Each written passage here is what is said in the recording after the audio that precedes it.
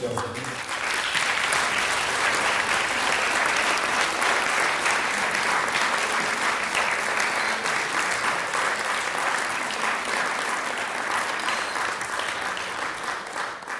Merci pour cette démonstration de votre verve épique. Nous continuons notre périple en poésie en musique avec le Xe siècle Ferruci, maintenant au XIe, XIIe siècle, Omar Khayyam de Nishapur, né comme Ferruci dans la province du Khorasan, dans la même province. Nous allons vous présenter 3 de ces quatrains. Vous savez que Khayyam est réputé pour son recueil de quatrains, Duobaohi en persan. Et je voudrais d'abord poser une question à Mathieu. Cher Mathieu, est-ce que tu sais ce qu'est une gouri? C'est une merveilleuse créature qui habite le paradis. Bien, je vois qu'il est renseigné. Je crois qu'il sort beaucoup. Alors, une créature féminine d'une beauté sublime qui peuple le paradis. Et ma deuxième question à Mathieu, c'est, cher Mathieu, est-ce que tu souhaiterais en rencontrer? Il est un peu gêné. Ta fiancée ou ta compagne n'est pas dans la salle par hasard? D'accord. Bon.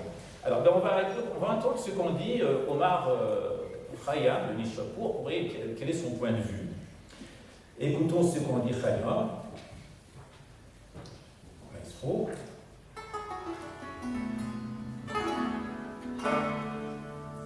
Guyan Kassan Behesh Borou Foshas.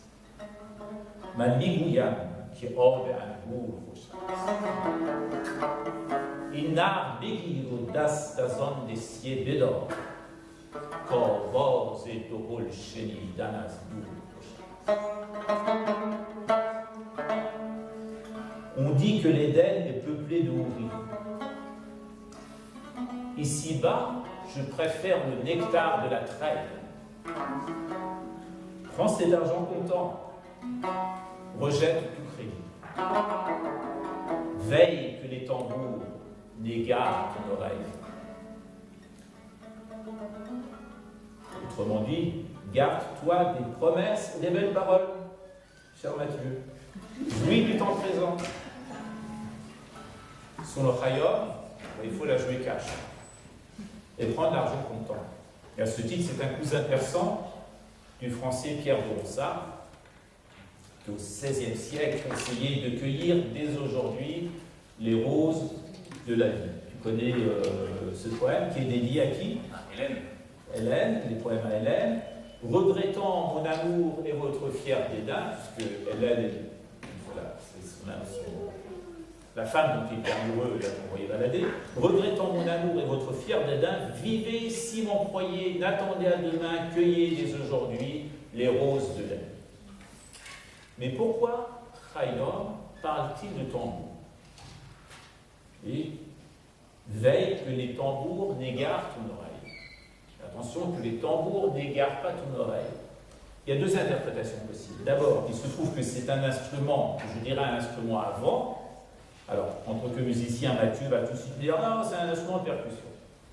D'accord, techniquement, mais je suis ma logique poétique, en ce sens que le tambour fait beaucoup de bruit avec l'air qu'il contient, il impressionne, il est creux à l'intérieur et comme on dit, il brasse de l'air. Une image pour dire qu'il faut se méfier des promesses grandiloquentes et creuses, comme le tambour, donc les promesses de Paris. Alors, l'autre interprétation, ça renvoie à une fable célèbre du fameux recueil sanskrit du Panchatatra, qui a influencé les fables de La Fontaine. Il s'agit d'une fable intitulée Le renard et le tambour. Je ne sais pas si vous connaissez cette fable. Et donc, s'il y a un peu de temps, et si Mathieu est sage, donc, je lui raconterai cette fable à la fin de notre présentation. Pour le deuxième quatrain que j'ai choisi, il va encore être question de pareiller le houris.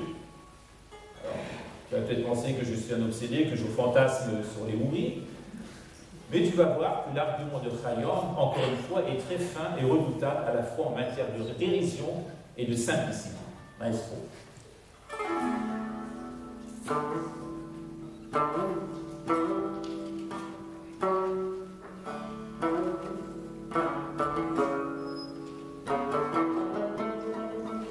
Bien, Behesh, Uhur, Hayon Chohan.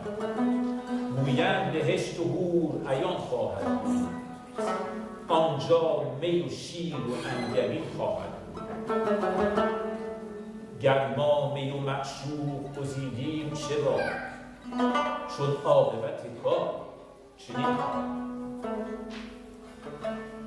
On dit que dans l'Éden habitent les mots, que le vin est cool et le lait et le miel. Mais si nous détenions une amante et du vin, quel serait le regret si l'issue est pareille? Ben voilà, on dit que le paradis est peuplé de houris, qu'il est parcouru de rivières de vin, de lait, de miel, ce à quoi Chaim répond, et moi ici-bas, sur terre, si je fréquentais une jolie fille, qu'on allait boire un coup ensemble, quelle serait la différence? Parce que le paradis, j'y suis déjà. Fort, trop fort. Jamais 203. Troisième, 4-1. C'est reparti, donc pour un autre 4-1, bien mutelé du maître de Nishapour.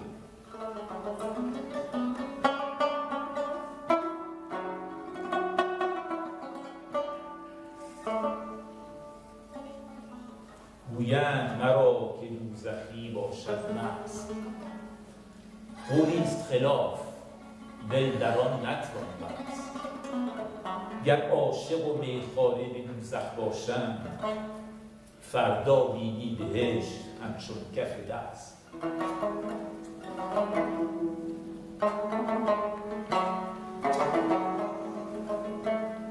On dit que le buveur se verra en enfer.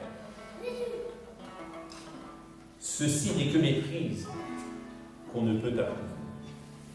Si amant et buveur étaient dignes de l'enfer, le paradis demain serait abandonné. Voilà.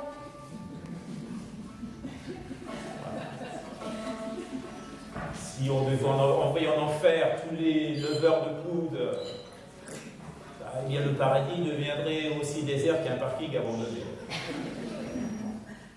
Alors, qu'est-ce qu'il sous-entend? Il veut dire quoi, Chaim? Il veut dire que, par exemple, dans cette salle, il n'y a pas une seule personne qui n'ait jamais touché un verre de vin. Moi, je suis libre de Bon, on va changer de sujet. On va passer au point suivant. On fait nos adieux à Chaim de Nishapour.